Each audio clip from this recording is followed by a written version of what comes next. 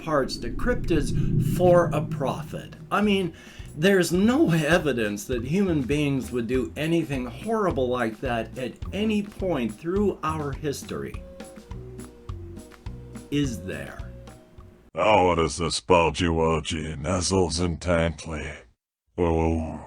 Well, howdy, Nearly Senior Citizen here. Greetings, boys, girls, and all of our non-binary friends, and welcome to this, a brand new day. First off, I am actually kind of torn on how to do the recording on these videos. I use my PS4 camera here off my PS4 Pro that's running to record the video, and it has microphones. The mic on the camera is pretty good, but it records mid and high tones. My AT2020 USB mic, very good one, it sort of now only picks up mid and lower tones. So I can play the AT2020 sound and get, kind of dimmer, more bass, growly stuff, or they can use this camera and get the more tinny, high tenor stuff. I wonder if there's a way to blend them together. I wonder if Audacity will do that so it sounds like normal with both high and low tones. Thumbs up for that. Anyway though, front loading of videos, hey, if you could toss me a like, that'd be very cool. If you could subscribe to the channel, that'd be awesome. If you could leave me a comment even for the algorithm, that would be double plus good. And of course, I would like to thank each and every one of my Patreon patrons. These literally beautiful and literally awesome people help to keep me and my aging, and in the case of little Ghost here, on his way out, pets alive. And I appreciate that, and I know they appreciate that, and I have forgotten how long I need to keep my hands in the air, so hopefully I've kept them up for a great amount of time, or not too long, not too short. We shall see. It's that kind of day. I also have links to the Patreon in the video description, along with a PayPal if you'd like to donate, an Amazon wishlist link with stuff like cat food, and a post office box, and I will open up anything sent to me on video. So thumbs up on that, and front loading of videos over. Hey, how about that? Oy vey. I did not get much sleep last night. Got to bed roughly the normal time, about 1:30 midnight, and was up early because of gut pain. So, yay, I'm very tired, and I've got therapy today, so thumbs up on that. I went walkies last night, got back, my genetic father called just as I was coming in. I had to run up here because I had the phone up here, and then pick that up and answer, and I made it just in time, and the connection was horrible. It was this like gray fuzzy droning sound, so about half the words I could sort of hear, half the remaining words were getting kind of, it was mixed in with that, and the other quarter I just couldn't hear it all. So he's going to be calling back today, and we'll see how that goes. Thumbs up. But yeah, joy. Past that though, Ghost is still alive. He's not as good as he was the other day, but he still digs around. He's still breathing and eating and doing hamster things. So he's just having to breathe harder. Thumbs up. Amelia has gained a lot of weight. Not a lot. She's not fat. She's like gone from frighteningly thin back up to at least semi-comfortably bigger. So here's the thumbs up on that. Yay! I went walkies last night, and that was a good thing, up to Walmart and back, and I've gotten pretty good. I can do the 6-mile walk consistently, well within the 2-hour mark. It always used to be, and if I could, if I couldn't, and then if I pushed, it hurt my back too much. But now, with my whole body wanting to do more, yeah, I find myself coming well back within sometimes just an hour and a half of going out. So thumbs up on that as well. Past that, didn't do much yesterday on my birthday. I tried to think about doing recording, not to edit and render and post, but to make today a little bit easier. But I didn't because I had some falling asleep issues. Yay. And then just, I felt like taking it a little easy, even though I felt guilty about that. I make my videos here as a skeletal form and structure for my life, which is otherwise formless and structureless. And I need routine and habit in my life. It's very important to me, being a neurotypical, which is a term I like better than neurodivergent. but it's an important thing, and so not making videos and not sticking to habit like that is kind of painful. So joy. Luckily it did not rain last night, and so I have no further blisters coming in on my feet. Yay. The one on my right has pretty much healed up entirely. The one on my left dealing with. And the boil that I had on my right thigh, which was right where I sit, which was leading into a pressure sore, is almost cleared up, so thank goodness for that. Pressure sores are no fun. I've had one before, and my wife needed to help me to get that cleared up. I don't have anyone to help me anymore, so I don't need a pressure sore. Yay! Past that, though, not a whole lot has been happening, so let me check on my list here to see what I have further.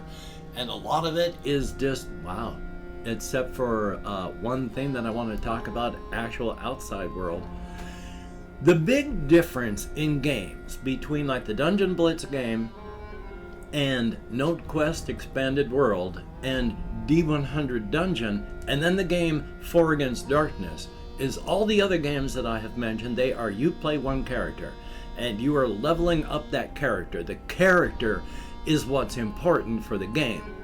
The difference between that and 4 Against Darkness is 4 Against Darkness, even though it is a tabletop solo RPG pencil and paper thing, it is more like the old Blobber style computer role-playing games where you would get up a party of 4 to 6 characters and you'd run them through the dungeons. Somebody might die. If you can resurrect them, that's good. If you don't have the money, you gotta get a new character. You bring them into the party, you gotta protect them until they start leveling up. The party is important. Each individual character is important for what they can do for the party, but it's the party that is important. And that's what 4 Against Darkness is. The basic rules. You have the party going into the dungeon. If a character dies, it's just important that the party makes it out, even if that's only one person, and then you can replace and replenish. But if the party dies, everyone's gone. And when they add the troop rules in this Tales from the Adventurers Guild or something like that, you can swap characters out and have different characters. It's fully like a computer role-playing blobber type game where everyone just moves as a blob. And again, it's the party that's important, not the characters. That's pretty cool. I actually think that's interesting. I really like that. I am hoping to get that done for a video pretty soon. Thumbs up for that. Now, the rest of this, I'm just going to be talking about creative stuff, the inside, outside, Razor's Edge, and the cryptids, because once again, I am making a project that may never, ever, ever get done, but it's a year on the Razor's Edge, and it's just all about that, and it's a tale of hope. And then I have a corresponding year in the cryptid world.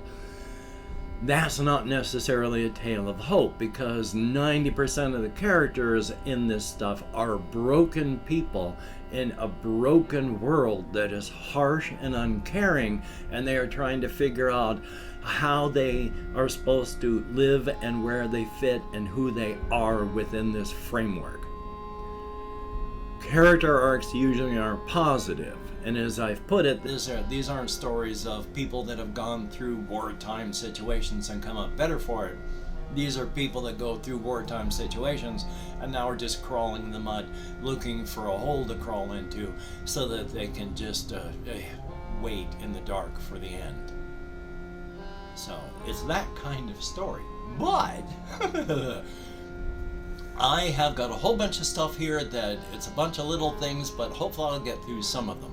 One of them is the whole human snack sort of thing, and how you harvest bits of things like teeth, just on the teeth thing alone.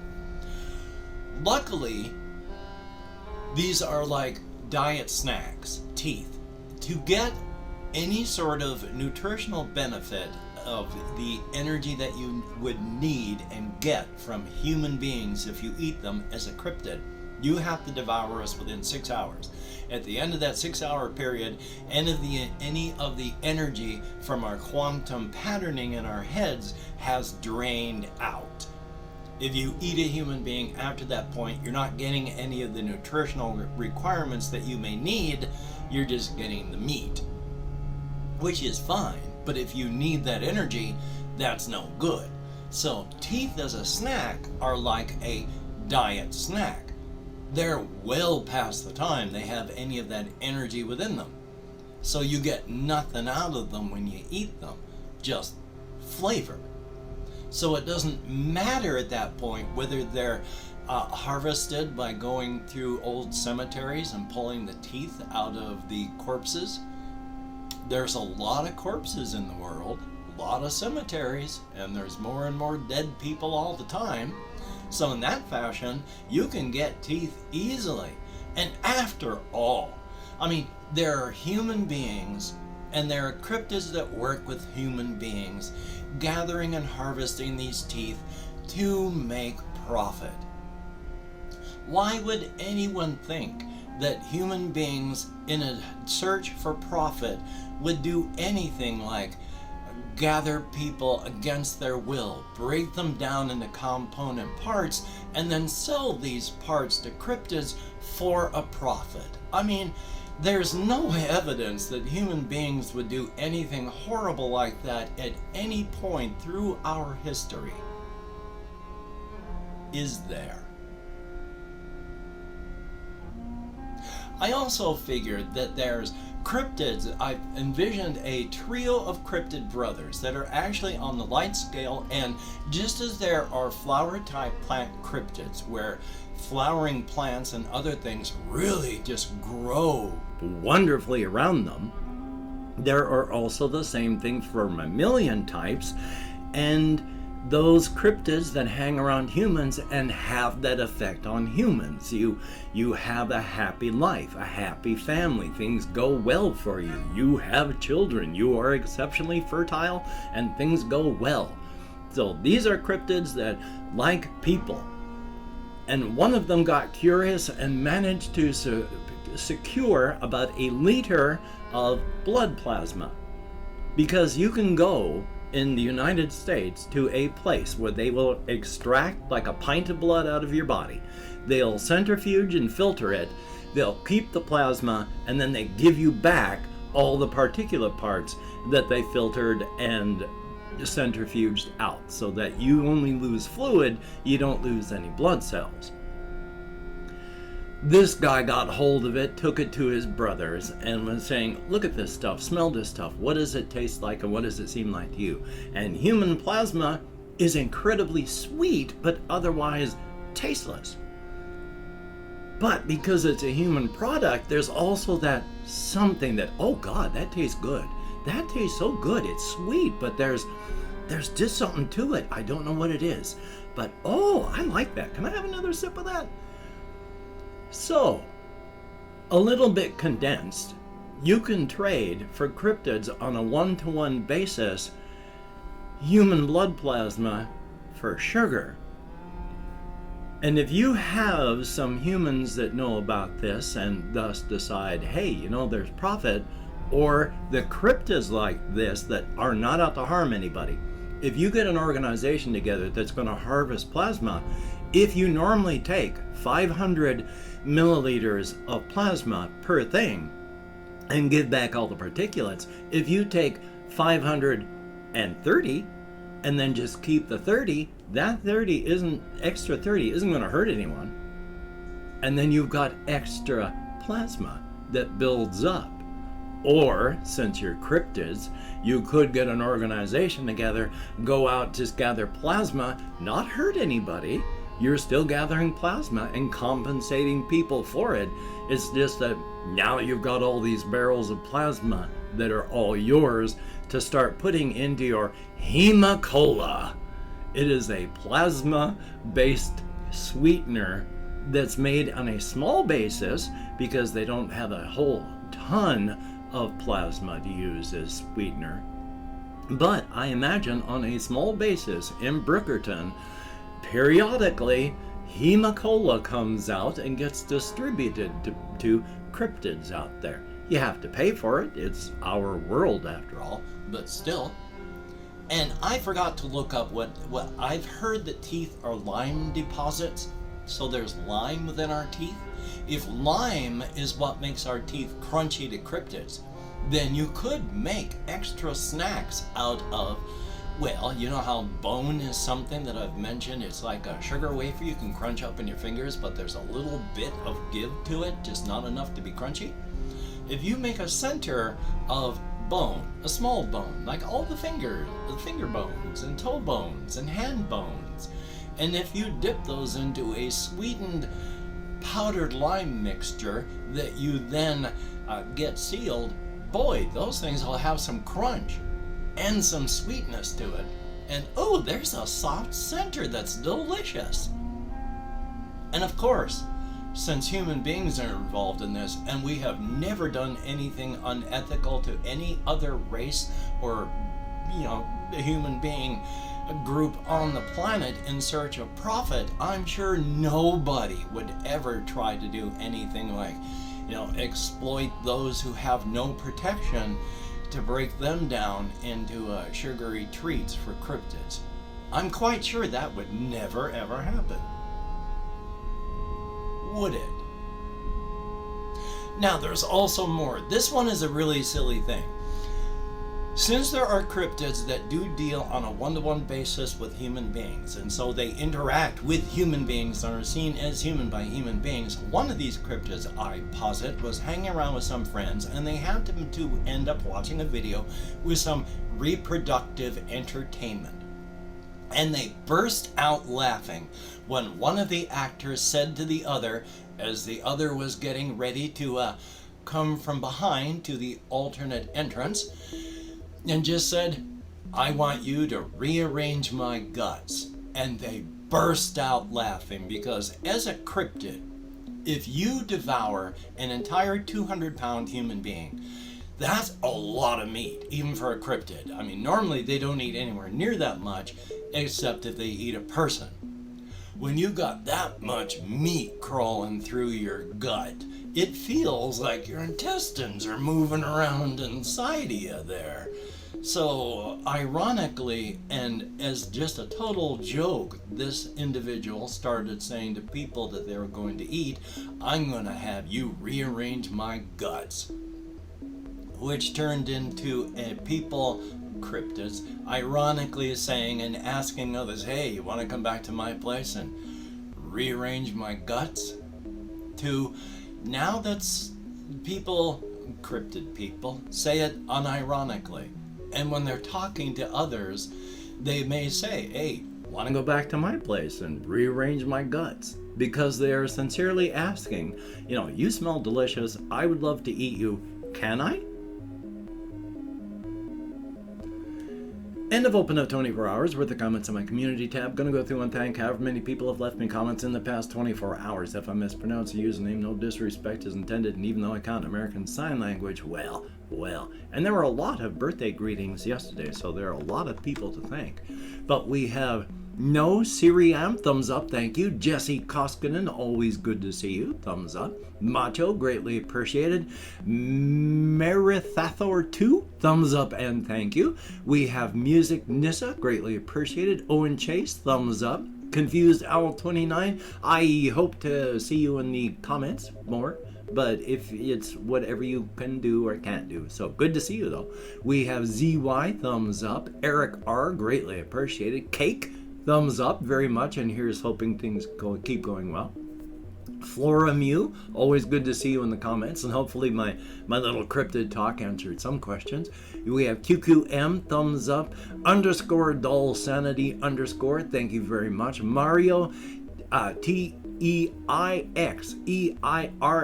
thumbs up and thank you. Reese Ann, greatly appreciated. Noah Zelinsky, thumbs up and thank you. Stephen Blanchard, greatly appreciated. Adrian FNTES, thumbs up, thank you much. GUCCE, greatly appreciated. We have Get Me to -400 subs, thumbs up. Was that 15? 16? 16, there we are. This one, not 19. Thank you very much. Conspo Lopez, thank you very much. Good to see you. Adrian Bryan, thumbs up and thank you much. There is Ben B, greatly appreciated. Coco's, thumbs up and thank you. There is Chris, Chris. I hope I'm counting correctly. Tommy Copeland, greatly appreciated. JAGUTIRIRICAA. There's no way to pronounce that I can properly do it, but thank you very, very much.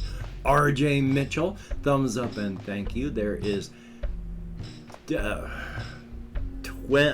we are. I forgot how to do 26 for a moment. Thumbs up, Terry, greatly appreciated. And that is it. 26 people, I think, something around that. A lot of people who left me comments in the past 24 hours. Greatly appreciated. Get me out of my head, into the world, dealing with real people. Thumbs up and thank you much. My hands have really been hurting a whole lot more, especially these fingers here, with all sorts of spots that just hurt to touch, like even from the side like that. So I sincerely hope it is not metastasizing bone cancer. Yay. Past that, I have therapy today. I'm going to try and record today, get some stuff done for the channel. Thumbs up. Thank you much, everybody that watches. And thank you, everybody that's watched this far. Nobody forces you, so if you have, thumbs up. Greatly appreciated. And of course, with all the diseases and stuff out there, just be, itchy eye. Well, itchy eyelid. Just be careful, take appropriate precautions for your situation and location. You don't want to get sick. You don't want others to get sick. Don't get hit by just random buses. But if that bus with your name on it comes out of the distance with that mournful horn, yeah, you're going to get smeared over the landscape. It's going to be bloody. It's going to be horrific. Life is life, though. So, until we meet again, you take care. Have a great day today. Excuse me. I will see you on the flip side, and that is a very good thing.